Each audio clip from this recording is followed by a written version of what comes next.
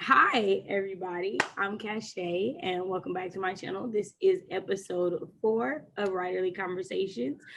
Today, we're going to be talking about the Black women writers that influenced us, as well as writers and readers, specifically like growing up into who we are now. And then we might like get into like current ones that kind of do the same thing. But yeah, I want to thank you guys so very much for being here and taking the time to watch this, especially those of you guys who have went back and been watching the other ones. We appreciate all the comments, all the love. Last month was Black History Month, hence the RBG. So, we still are riveting, we're going off of that. And, since it's Women's History Month, we keep with the theme of like paying attention to what months are about. And like, isn't next month Poetry Month? Which is like, say it, is it so? April's oh, let's get it.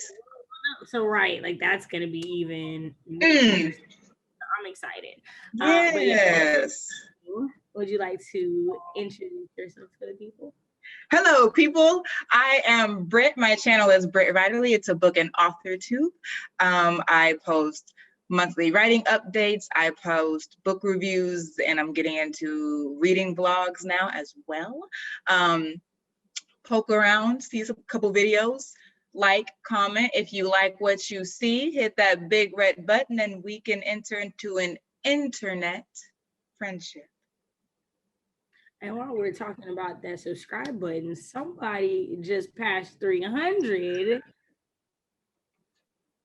Right? Somebody. Is it me? Moving on up. Now you can do the swirly thing. There we go. Moving on up. There we go. Moving on up. Yes. Everyone should have their own little motion that takes them to the happy place. Get you one. Get you one. So okay, let's just jump right into it. Black women writers that inspired you or motivated you, or all the whatever they did. Tell us about it. All the whatever they did. So it's gonna be a lot of the same people that I talk about in another video on my channel, but y'all don't know that, so let's just repeat. Okay, and I have books with me. So Toni Morrison, the queen, the dearly departed queen, whose flowers were given to her while she was here, and we're all very grateful for that. So obviously beloved, but then like, and this is just one author, but like it's the way she writes. It's the fact that each of these books this is a good book. It's the fact that these books, it's my favorite book, these books all start off in different ways. Like I aspire to be the kind of writer who your writing is recognizable because of the register that you're writing in, the way that you're theorizing and writing at the same time, but the fact that like these stories are written for and through the characters and the ideas that she's working with. Song of Solomon's beginning is nothing like Sula's beginning, and none of those are anything like Jazz, which in keeping with the title begins with a sound, not a word. It begins with, that's the first line of the book. And then begins nothing like Beloved, right? Like 124 or 124, depending on how you're reading that, was spiteful, full of baby's venom. That inducts you into what that story's framework is going to be. I aspire to write like that. Like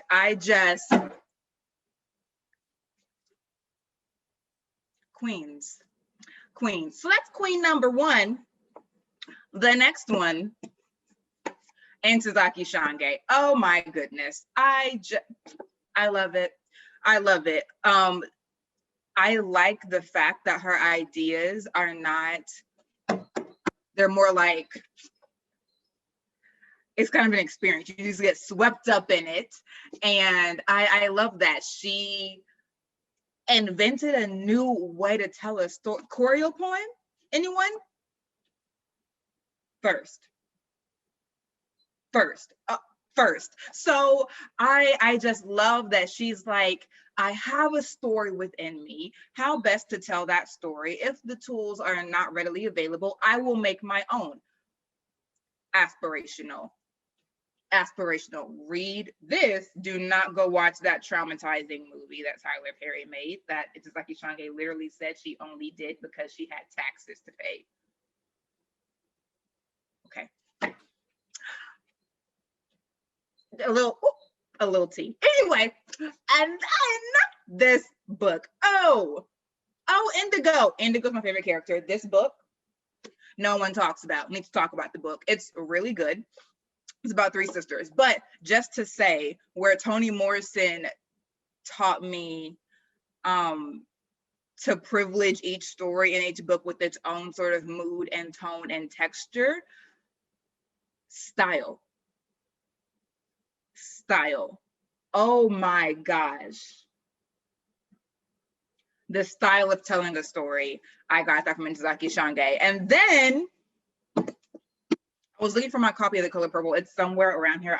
I live in a mountain of books. I have bookshelves, and there are books on the bookshelves, but elsewhere, there are also mountains of books that populate my apartment because mind your business. So, and Search for Our Mother's Gardens, a grouping of essays by Alice Walker, and The Color Purple, and The Temple of Mind Familiar, which is like the sequel to The Color Purple.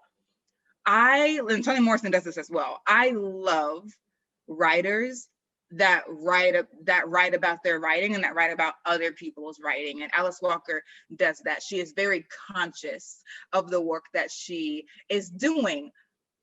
I have fangirled about Alice Walker before when I did a video on like what I fangirl over the best first sentence ever written, debate your aunt. And it's an Alice Walker book it's The Color Purple. The first line of that book, you better not never tell nobody but God. And then the next line is Dear God. And that's the book. Listen, the girlies aren't doing it like that these days. Now they're doing other things, but they're not doing what Alice Walker did. So I love that Alice Walker gives us, like, first of all, that felt salty to me, like, don't tell nobody but God, and the next line is Dear God, and that's the book. Like, I love the subversion there. And I think that from Alice Walker, I get ways to play with form, right? Because Color Purple is an epistolary novel, which means it's like told through letters. So these are just three writers who have so gifted me with different parts of storytelling thing that I take with me today. But I'm tired. Shay, what about you? Okay, so mine are like books from my childhood, so like things that like I read like in like elementary school. So you have it. Yeah, I was just sitting there. Yeah. Okay, so now I have all but two Mildred D. Taylor books.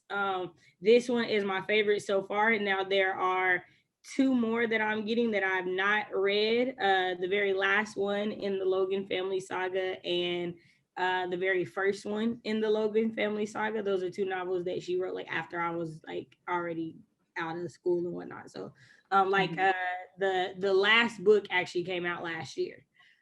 So like doing the work. 70 to 2020 is how like it's the consistency. It's the consistency for me. So this one is my favorite because this one is Cassie at 17, and she's like in school and she wants to be a lawyer, and it's the first time that it explores like Cassie being a young woman and having feelings for a guy, Cassie having to figure out what line she's willing to cross and for who, and just go deeper into that. And so pretty much what happens is Cassie and her brother come back to their hometown from like being up north, not north, but north of where they are. They're still very much in the South. And there's a white guy who smacks a few of the black guys in the head, and you know, like I heard smacking a black guy in the head is good luck. And then one of them sees Cassie and decides to be disrespectful to Cassie, and Mo wasn't having it. Mo legit injured 3 white boys, and they go on the run. And that is the road to Memphis. Yeah. Right. I need to read. So white people die. Yeah. Like that's like part of this is like they get out of town because he like goes off and like I want to say I know one of them dies for sure. I think the other are injured or like somebody dies while they're like on the road. They find out I think, but yeah. And so yeah, this and I had been like I started with Roll of Thunder, Hear My Cry, and then Let the Circle Be Unbroken, which was book 2, and then this one.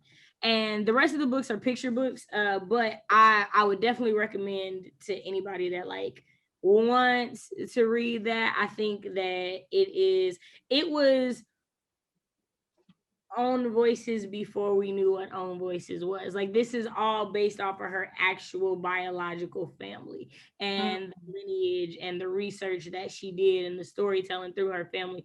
And it's like, yo, she was doing this, like you were saying, like things before we had a name for them, before other people were doing them, these women were doing them. These women were making them. Right. Before and these people were doing them, they were making them. Right. And then of course The Color Purple. Now for me, the reason The Color Purple sticks out is because it was the very first adult book that I read as a child. Of course, my grandmother loved the movie. So when I checked the book out from the library and she hadn't read the book, she ain't think nothing of it. I finished the book, obviously. I wasn't stopping when I got to stuff that I was like, this wasn't. Did I be reading this? But it was because in certain ways I felt seen in her book in ways that I hadn't before. So this is my channel and I've kind of like talked about this before and I'm not gonna like go into detail or anything, but as a child I was sexually assaulted and I had read this book after that situation. And to come to know and understand without ever having talked to someone that I wasn't the only person to go through something like this was a very, very much liberating situation. It didn't take the pain away or nothing like that, but it helped me to process things in a way that I don't know how I would have processed them had I not read it. I know that in college, one of the things that I did was I mentored and worked with young women who had went through situations similar to what I had went through, but we handled it and had repercussions that happened that were very different. And I do feel like part of that is I had a mini mentor in this story that other girls didn't have. Right? Because like again, most people that I know that read this or have read this are adults. I don't really know young people that read it. And I'm not necessarily saying young people should read it. Right. I definitely admit I should not have read it at the age that I read it. But had I not been through the experience that I've been through, I don't think I would have. Like it would have been like I think I would have gotten to those things and I would have closed the book and just been done. You know, because it would have, you know, it would have been so foreign to me, the concept of what was going on. And I remember because I never told my grandmother. Like I never told her what happened in the book. I just told her that it was a good book and it was just like the movie. And I can like, if I think about Tuesday, I don't think I ever told her what happened in this book. Now, I don't know if she ever read it and maybe she did. And, you know, there are like parents who like, they do things that never say anything. So yeah, but these two authors were the first Black women writers that I knew, specifically Mildred D. Taylor first, and then Alice Walker, because like when I of course you're a kid, it's a movie. No, it's a book too. And then me, I love to read. So it was like, okay, well, I'm going to go read this. And I think there's something to be said about the type of storytelling that we did in that time frame, those books that came out, and the impact that they have on you as you grow up with them, as you have them as something to be, something to be consumed regularly, right? Because like you were talking, and I was like, I'm reading my first Toni Morrison book this month. It's which one is it? And I'm praying. I'm praying that I can handle it, because I chose it specifically because of what the premise is. But is it the Bluest Eye? No. God bless the child. Okay. God help the child. God help. Yeah. The child. Yeah. God help. That's one of her later ones. Huh? That's yeah. one of her later ones. Well, so I was looking for audiobooks in like the Black History Month section of the Libby app. And all the other ones are like taken. This let me listen. But then I read the premise, and I was like, this is something we don't talk about enough. What is it about? I haven't read that one. Okay. So it's about the things that parents do that they don't realize affect their children into adulthood. So it's pretty much about this girl, and then everything that her mother did to shape the woman that she is, and then how she has to contend with confronting her mother about those things. God help the child. Exactly right, and that's the name of it. Exactly. Good lands. And so that's why I'm like, so the rest of my TBR for this month is all Mildred D. Taylor. So it's all very lighthearted to a point, right? Like in like for to me, for like comparatively speaking, children's books, so they don't necessarily end on like a horrible note. Like, so for each one of them, I remember feeling like, okay, this could be worse. Like I thought, because like the way my mind worked, way more people was gonna be dead in books than they were. So that didn't happen. So then that was like this, right? Like in Roll Thunder, Hear My Cry, I don't think anybody dies. I think someone does die and let the circle be unbroken. And then the white boys die and Road to Memphis, but that's it. We're okay with that. Right. And I mean, it's Jim Crow time, right? Like, I mean, it's before Jim Crow time. So it's like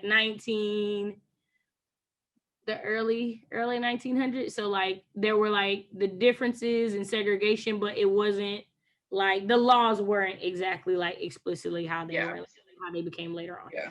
Not saying segregation was not a thing. Please don't anybody get that misconstrued what I just said. Let me just clarify that real quick. But it's like the early 1900s comparatively to like the civil rights movement era is what I'm saying. But that's where the last book, the All the Days Past, All the Days to Come, I think is the title. It is in the civil rights movement, the last book of the series. It is. So yeah. But yeah, like, so tell me about the I don't want to say her name right, Miss Shange. I don't know, because Ntozake. The For Color Girls, because so I haven't read the book because I refused to see the movie, and I wasn't sure what, like, because I don't know anyone who's read it. Yeah, like, and if they have, like, we haven't discussed it, is the thing, right? I'm pretty sure I know someone who's read it, but we haven't discussed it. But you said it's not like the movie, so it's not that traumatic. Well, here's the thing. Okay. It's not that traumatic things don't happen. They do. There is an abortion. The two babies do get dropped out the window by Bo Willie Brown. So it's not that the things in the movie don't happen. They don't happen as viscerally because it's a play. So it's different. Right. Like rendering things on stage, you can like put some red silk and the light turns red, and like it's visceral in a different way. Right. And it's not as Vince is doing it, but certainly in the ways that I have seen For Color Girls, and I actually did produce this play for my senior project, my last year in undergrad, and the way we did it, it was visceral, like you were in the moment, but it wasn't visceral in a spectacular way. It was like in the interior of Black female being, and sisterhood. That's different than just coming in on these women's lives in the most traumatic possible moment and what he did, which, like, why would he, whatever. It makes no sense for him to have done that movie.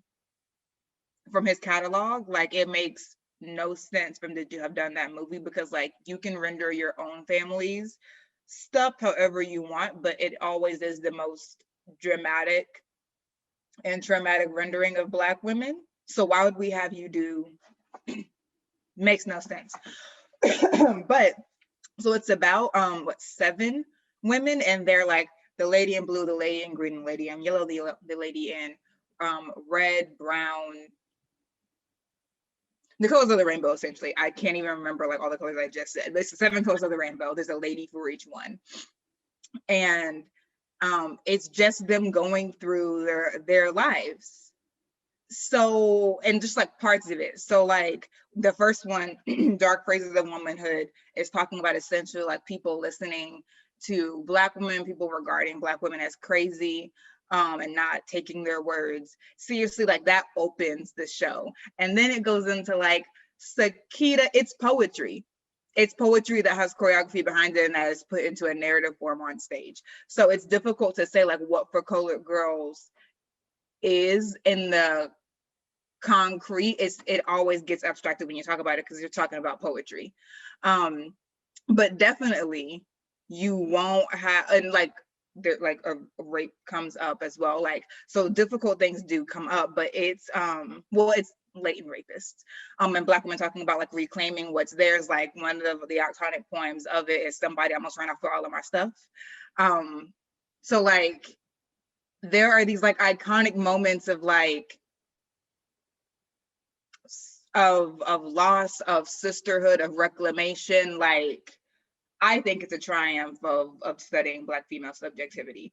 You can read this book and not have the experience of watching the movie at all. I recommend it. So for any and everyone, honestly, like it's not something that you're just gonna like necessarily read and be like, oh, I get it the first time. You're gonna have to like adapt to the style of storytelling, but it's definitely worth your time to get into the world of these series of poems and these different women as they go through things.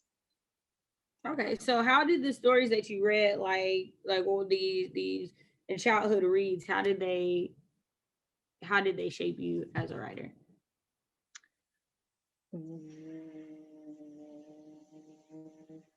Well, I read these in, not even all of these, but like Toni Morrison, for instance, in like high school, and then like my first 1 or 2 years of college, because I did not, we had 2 separate readerly upbringings, and we know this. I read a lot, mostly white books when I was growing up. I was reading a lot of fantasy. Fantasy was, and remains sort of, but we're making headway, was very, very white.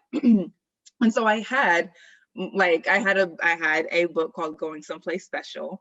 I don't even remember who wrote it, but it was about a little Black girl taking the bus with her grandmother, and they rode the bus and they went to the movies. And it was important to my mom that I had that book. And because I was asking for like a whole bunch of other different books, like during, when like the Scholastic, whatever, and you would come and you check off the books that you want. Like I was like, I want all of these. And she was like, okay, and we're also getting this one. So I was like, all right. Like, I don't even know if I was like young enough to appreciate a children's book like that at the time that she bought it. I think I was in like 5th grade, which I was reading above reading level. So for her to get me like a picture book like that, I was like, sure, can we get all these other things too? But so these sort of grew me up, because at that time I was like fantasy, and I was only just starting to care that they were all white. I was only like a couple of years into starting to care, and I still didn't know what to do with it. So it was sort of like an impotent agitation. And then I read Beloved. Then I read Incidents in the Life of a Slave Girl, which is the first slave narrative written by and about a Black woman, not Black men. I read The Women of Brewster Place by Gloria Naylor. I read The Bluest. I read all of these books about Black women, and I was like, it was like I had to readjust myself to the world. I was like, what is this? So that sort of grew me up from like voraciously reading only YA fantasy, really white, into like, these stories are complex and these women are doing something. And as sad as these stories are, something is happening within the sadness. Sisterhood is within the sadness. There's some like becoming that's happening. And so that sort of inducted me into an appetite that I didn't know how to manage or satisfy, an appetite for Black women's stories. And a lot of them came from the time period that you're talking about, like the 1970s, when like there was an explosion of Black women's literary fiction during that time. And I sort of like, that's what sort of brought me into Black writing. Not like the want I have for fantasy now, I always sort of want it, but I don't know if I would have, like if I would go as hard for Black writings and as I do now, if I didn't come in through these Black women's texts and be like, look what voice will do. And then that just sort of spread to the other genres, but certainly they helped me to articulate more the importance of Black storytelling. Okay, I like that. I always give you the longest answers. You're fine. I know for me it was the way to write how we speak. Like I was always irritated reading stories where people didn't talk like me. And then I started reading Black women, and I was reading Black women who were like, I'm going to write how I talk, and these characters are going to be true to that, because that's a very big part of who we are, is how we speak. And it would always feel tainted. And it would be like, and I always think it's interesting because people are like, like talking white and da da da da, and I talk proper, I don't talk white. And it's like, no, we all have a way of talking that we know is ours, that is very different from how we speak from people that don't look like us when we're around them. And it doesn't necessarily have to be like, you have to say like, I be like, you don't have to talk like that. That doesn't necessarily what it is. And I think that I liked that in these women's storytelling, everybody wrote how they spoke, but not everybody spoke the same. And that was super important. And I think that that goes back to, we love to say like being Black is not a monolith. Like it's not. There's so many different ways to showcase it. And I liked that. I like that a lot. And then I've always been a fan of using letters to tell stories. That was like one of my favorite things. So like I was one of those girls that read the Dear America book. So they're the ones that they're the journal entries, and they're like you're writing to yourself and you're doing like, and I love that, and I love the letters, and I loved the ability to write things that were personal, like for the reader to experience, right? Like as a reader, you were feeling like you were let in on stuff that other people weren't privy to in this person's world because of the personal nature. And it's like, it's very big in how I write. Like with Jesus Never Went to College, like that's a very big underlying thought process in that story because of my love for that and the way these women tell stories. In my short storytelling, like with Penelope's Curve, like it's very much an oral story. It's very much being told to you by somebody. Now, you might not know who or might not understand till the whole collection is finished, but it's definitely based off of how I grew up hearing ghost stories, how I grew up hearing about monsters under the bed, and it's reminiscent of these writers. And it's not something that I thought about until I started making a conscious effort to go back and read more Black women authors. Like I was talking to the boyfriend earlier, and I was like, in the year 2020, I read more Black women authors than I read in any adult year. Now, not more books by Black women, but the diversity of authors. Like, so women I never heard of before, women's books who I never read, like getting into finding more Black women authors. And it's been interesting because,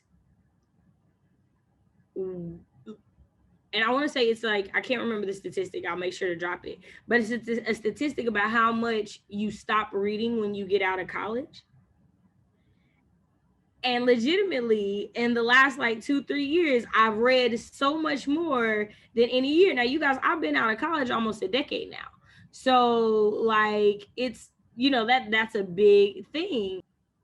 Earlier you said like we had different like readerly upbringings, and so even though I read different things as a child and more as a child, you as an adult in your studies and things have read much more and know more Black women authors than I have. And I'm like I love listening to you speak about who they are and things like that, watching the ones that you mentioned on your channel. And I when you did the Tales of Eliza Black series, like all of them were named after somebody, so I was like always writing down the name to be like, okay, what was this? Like obviously she's a Black woman writer because that's why she's bringing it up. And then sometimes it would be like songs, like I remember you had like Riding by Maya one time, I think, or something. So yeah, so but all that to say that I think it's really important for us to be making a conscious effort to do this, right? Like regardless to Black or white, but especially as Black people, I think it's important to be making a conscious effort to continue to take in these products that our fellow Black people are writing, specifically our Black women. Because like again, if you're not in school and that's where your reading was, and you've been out of school like me for almost 10 years and you're depriving yourself of these like really amazing life-changing stories, right? I still feel like that wasn't the point I wanted to make, but whatever, we're gonna go with it.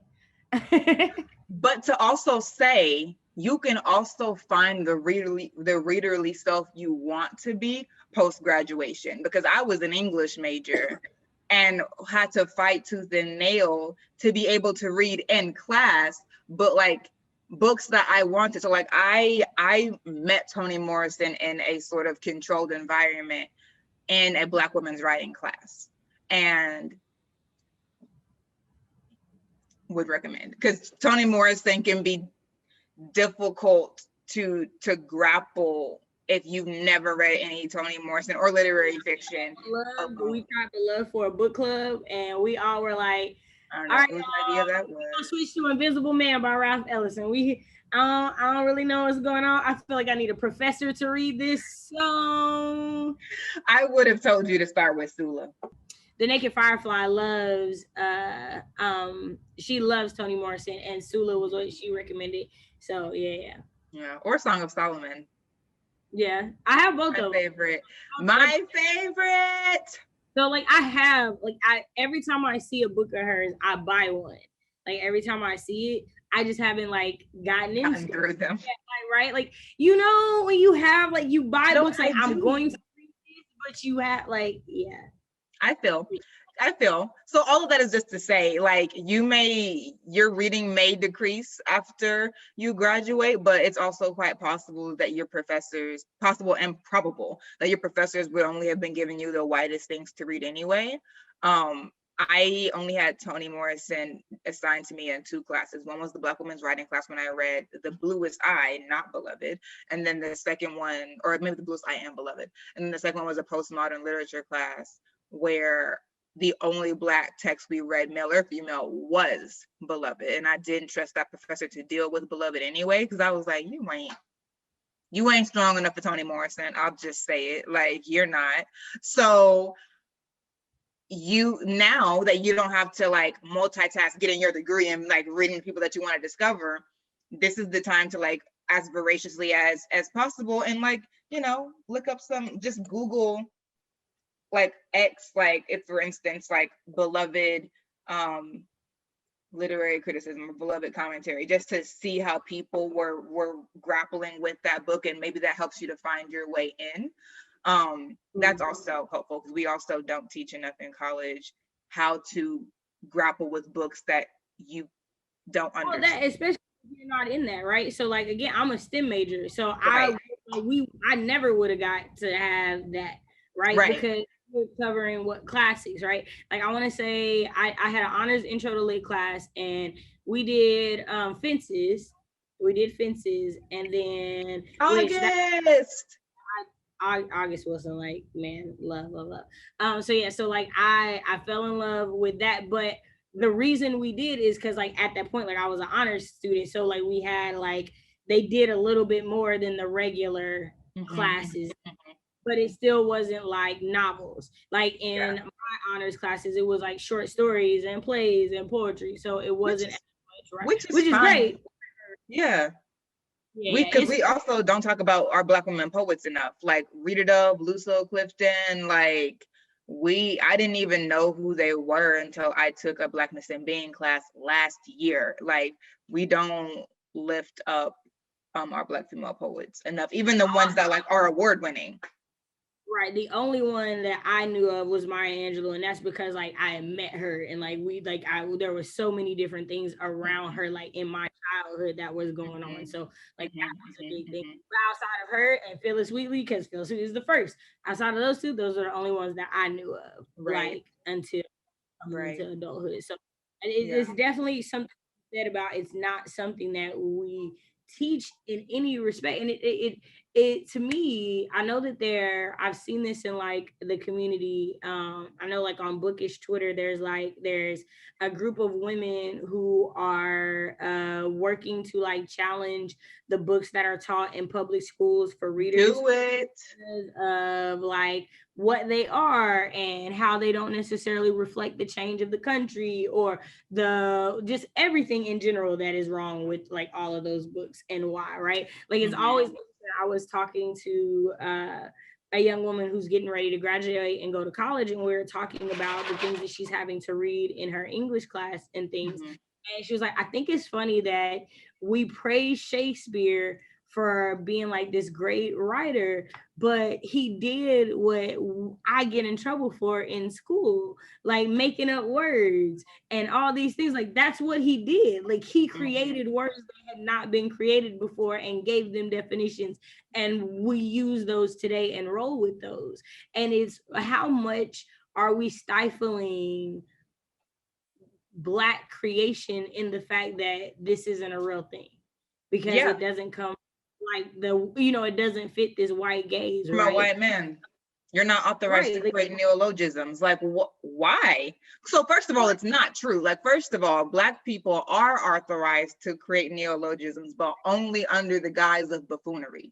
Only when it's from our vernacular that people always ridicule us for. Then they take it, and then it becomes, what do they call it? One of their little cultures they got going on right now. What is stan culture? They call it stan culture. And I'm like, it's actually called African American Vernacular English. Like, I'm sorry to disturb your lie, but I have like the most interesting time going through like when using AAVE goes wrong, like when you don't know what you're doing, and it's like tweets of people like saying stuff, and it's like, did you, like, first of all, let me understand that you don't understand sentence structure, because if you listen to how the sentence works, you'll definitely get how the word is supposed to be used. Like, there are very explicit ways. There's only like a couple of words that we use that are interchangeably, and usually those are words that y'all can't say anyways. So it doesn't really like, right, like, so I don't really. Should I say anything else? Right. Oh my gosh. Should I say anything? Should I say anything else? I don't know. Yes. Right. Okay. Y'all won't be living that down anytime soon for white people. It won't come down. Like, no, not at all. Like, Chile. Like, for me, it was the like, I'm saying it right. Like, tell me, like, that was what it was. It's like, no, like WHEW, like woo was the word that you had a problem with. Woo was the word. Okay. Well, I said, you think he don't know what woo is? Right. That's what's tripping him up. Right. He's like, Chalet. And now you importing a whole country into his eyes were my eyes. Like, yes. like when I realized what she was trying to say, the face of revelation was like, you can't be serious. And legitimately, it was because you spelled woo that I figured out what the other was. Because had you not spelled it, I still would have been like, because the way you spelled it, I would have been like WOOCHILLAY. What is that? Like, I would have been so confused. So had you not spelled it, I wouldn't have known. Like, I would have been sitting there like, the confusion that came up from her trying to be cool, like. So last bit of the conversation for the evening. So now, as you are reading, and I'm just sitting here getting my pen out so I can just write down some names, because I know you're gonna say some people I don't even know. So as you are now an adult and you are actively writing these books, trying to get to the querying stage this year. My gosh. Who is inspiring you? How are they inspiring you? Details, lady, details. Well, I think the first one you're already know, and it's first because like I've been waiting for this for 9 years. It's Wings of Ebony. Oh my gosh, it's Wings of Ebony. Are you surprised? If you're surprised, you're not on my channel. It's Wings of Ebony, the book I wrote an entire poem for because she's worthy. Oh my gosh, JL is the author. So what you were saying about wanting to read books where the characters speak like people speak, Wings of Ebony. When I like on like 5 minutes in, I literally was in bed and I was like, oh, I need to be fully conscious for this entire book. There will be no missing. Right, I can't listen to this and be in bed. I can't. No, I'm missing. I have to be up the Better to Praise dance, my dear. I can't be laying down and miss my shout. I love it. I can't miss my shout. The way they speak, the use of the N-word, I applaud it. I said, finally, let the children speak, because this is YA, but 16-year-olds, 17-year-olds, 13-year-olds, depending on where you're at, like Black people use that word, particularly when white folks ain't around. So I appreciate that of the outpouring of Black YA science fiction and fantasy that we've seen in the last 5 years, very much like we saw an explosion of Black women's literary fiction in the 70s. We are seeing an explosion. The late 2010s into this, an explosion. Especially like the last 5 years, especially in YA. Like we've gotten like Nadia Core and N.K. Jemisin, and we've gotten adult science fiction and fantasy, yes, in like the 2010s and all of those. But like there's an explosion going on in the children's genre right now that deserves a praise dance of its own. And of the outpouring, a lot of those voices are in the diaspora, excluding North America. And so of course, like the rest of the diaspora does not use the N-word like Black Americans do. And so it makes sense that I haven't seen it, but seeing it is so rare. This is actually the first book that I've read in fantasy and contemporary different. As we discussed. Sorry, talked about part of that is because they don't got no Black friends in these other books. So I think actually said, to quote a Black woman on BookTube, Ashley from Bookish Realms, the problem is y'all don't have friends. Right. She said the problem is you don't have companions. Yeah. Tell you the truth. Okay. Anyway, Wings of Ebony flew my soul to a different place. It took me what? It took me, oh, we love it. So that is my number one recommendation for Cachet and anyone who's watching. Wings of Ebony, go get. Ask your library to get it, purchase it, borrow it. I'm not gonna say steal it, but get to the paperback. Moving on. So The second one, and I'm waiting for it, is The Gilded Ones by Naminaforna. She had a live reading of it yesterday, or well, really Jordan Fueco had a live reading of it on her channel for Namina, which I'm like, we love Black women doing for each other. It was so wonderful. There was a live cast reading. It was Roseanne A. Brown who wrote A Song of Wraith and Ruin, Kwame Mbalia who wrote Tristan, Strong Punches a Hole Through the Sky, Jordan Fueco who wrote Ray Bearer. I'll get to that in a second. And then Daniel something, whose books I'm not familiar with, and one other person I feel like maybe, but they got together and did a live reading of, I think, her first chapter, and like that in of itself is beautiful. The book is coming out next week on the 9th, but it's much anticipated. I've pre-ordered it, which I never do, but I pre-ordered it. Also, she's an AKA, so that's really why I did it. We love. Anyway, so I'm anticipating that book, and she's from Sierra Leone, and the book has a lot of like her experiences in it, and so I'm just excited. It's actually like all these books that have come out that have been like Black Panther comps that have not been Black Panther comps. Yeah, this one actually is like a comp to not Wakanda writ large, but to like the female soldiers of Wakanda. That's the comparison, and I can't wait. Anyway, so Wings of Ebony, The Gilded Ones, Ray Bear by Jordan Fueco, favorite fantasy of 2020. No one is dethroning that for me. No one. So, no, I was like, did I buddy read that with you? No, that was Deidre. But Jordan Fueco, storytelling on 10. Like, storytelling and like conscious storytelling is part of the narrative of Ray Bearer. Like how things get told, how history gets told, how things get taken out of history is part of the plot of Ray Bearer. And I always love when stories are meta-conscious of like, this is a story about stories. Love that.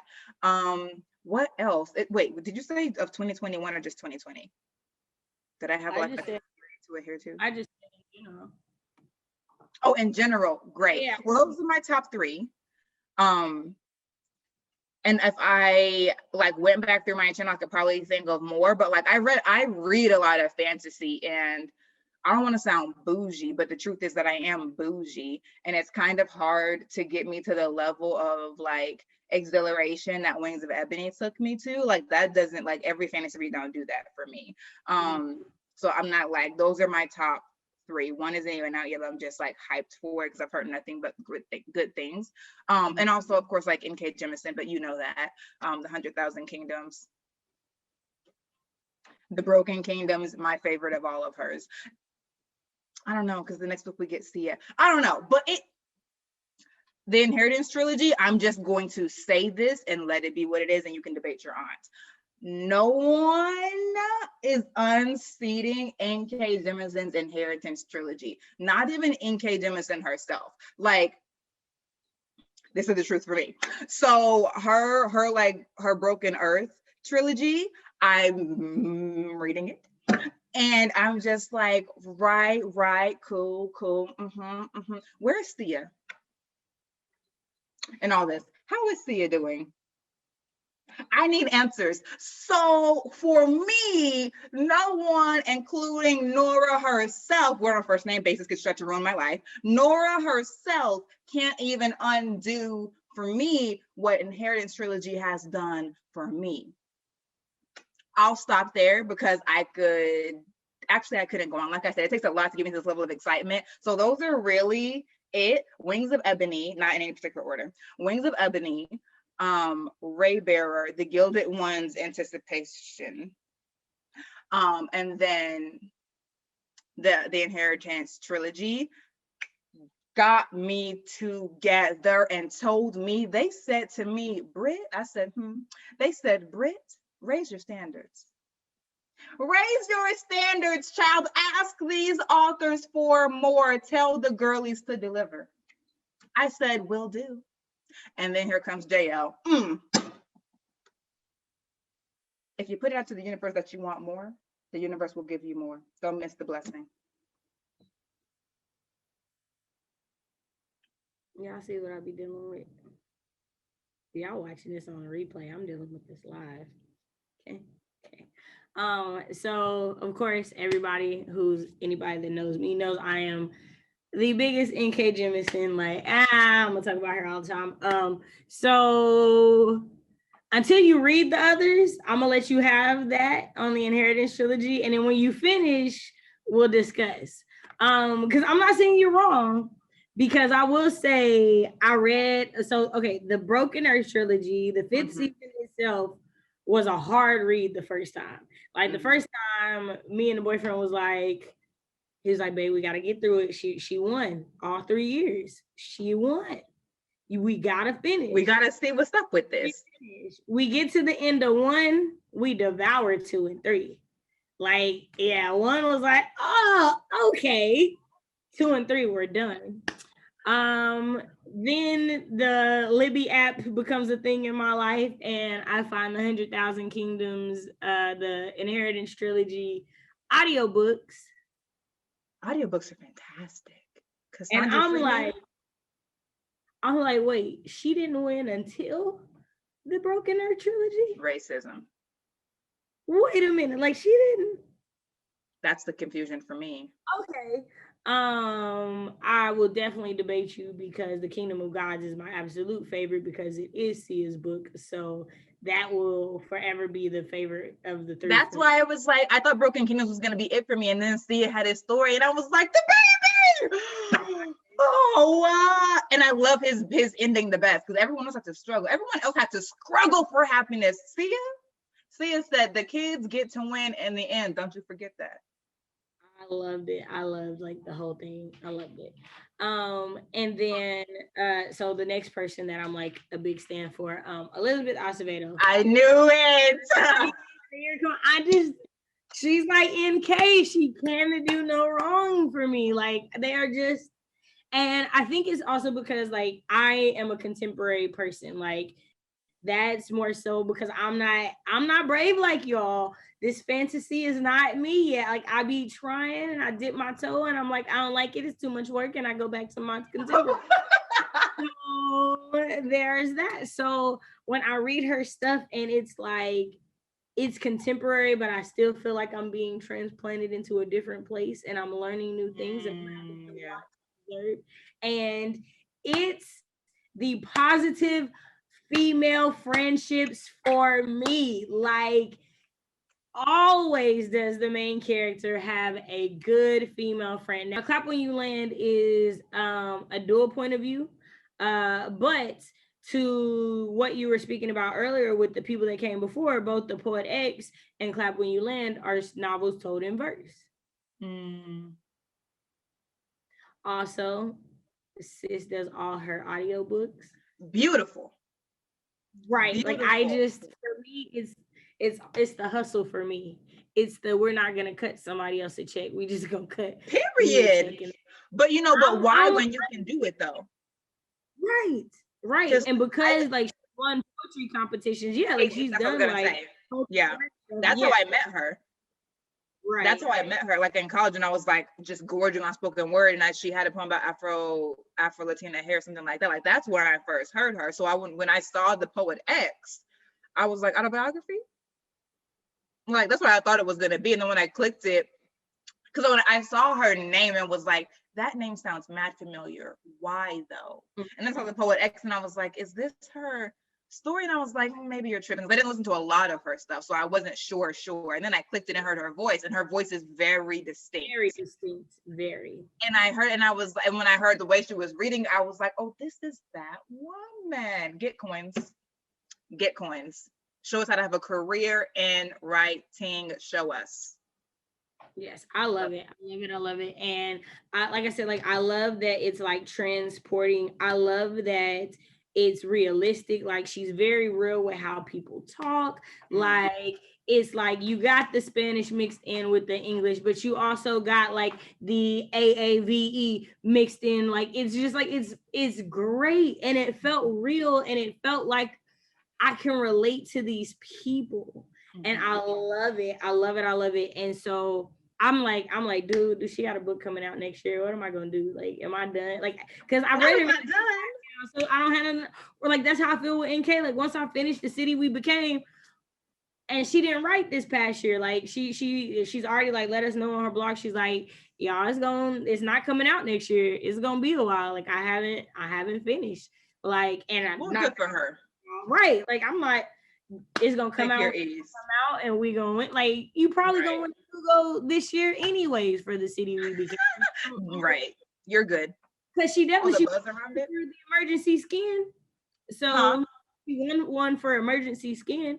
So, and that's a novelette. So I'm excited. I'm excited to read the ones that you're talking about. Like I have been watching JL on Instagram, and her spirit is just amazing. And I can't wait to read it. So I was already excited. And then when we talked the other day and you were like telling me what was going on and how you were feeling, I was like, okay, I'm excited to read this.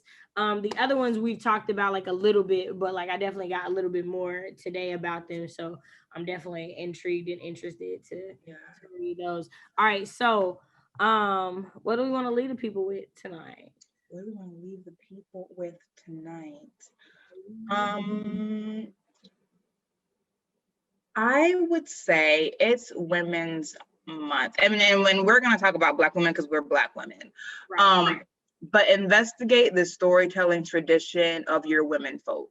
Black women's literary tradition is truly something to behold. Like, it's true, because there's something communal about the writing, because contemporary women writers always read their foremothers, and you can tell in the style and the verse and the allusions that they make. Like, it's very communal. It has never been this sort of like, gotta kill the parents so I can take their place. It's paying homage to the foremothers. Like, that is our literary tradition. What is yours? And if you don't know that, if you can't really trace that, if you can't trace the queens in the genealogy, make that your mission and your business this month to find out, especially those of you who are writing, to find out who has gifted you what, so that you can be very conscious when you're writing about who you're in the room with, who you're stepping into the room with. So that's what be my thing, is to find out what your culture's women's literary tradition is, not just the general one. All right, y'all. So there you go. That's what we're leaving you with for the month of March, Women's History Month. Do again want to thank you guys so much for being here. I'm excited. I'm excited. This is becoming like one of my favorite things to do every month, to like write early conversation. Yay! All right. Y'all have a good night, and we will see y'all next month on Britt's channel. Poetry, it's gonna be a thing. It's going down. Let me tell you what's going down. Also, like and comment on this video, like Shay's video. Right. Leave a comment. Yes, for sure. If you have nothing else to say, leave a purple heart or write purple heart emoji. If you don't have anything to say something in the comments. Let's get some video interaction here. Amen. And we'll see you on my channel poetically next month. Bye-bye. Bye.